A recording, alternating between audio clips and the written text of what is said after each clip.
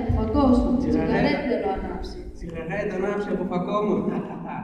Για βρε γερμαναρά, ανάψει τσιγαρέτα από φακό σου. Εμείς στην Ελλάδα ξέρουμε πολλά κόρπα και το τσιγαρέτα ανάβουμε από ηλεκτρονικό φακό. Τι κουτός Έλληνος πιτσιρίκος. Ανάψει τσιγαρέτα από φακό μου. Εγώ καταφέρω ανάψει τσιγαρέτα και μη κασκογελάς βρε γερμαναρά. Ανάψει. Ανάψει καμαρά. Νίξ ανάψει.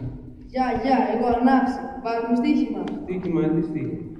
Το λοιπόν άκου να δεις μάγκα.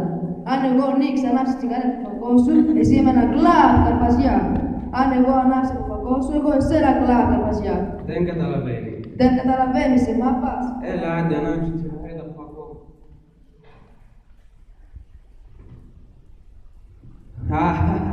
Παιχνιδιάρες που είναι πιτσιρίκοι στην Ελλάδα.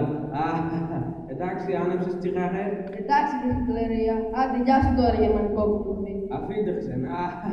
Πλάκας Έλληνος πιτσιρίκος.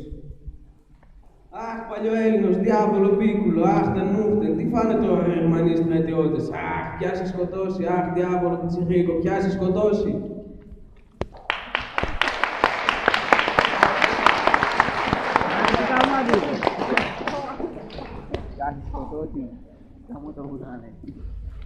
Ο λαός δημιουργήσε αντιστασιακές οργανώσεις για να λύσει το πρόβλημα.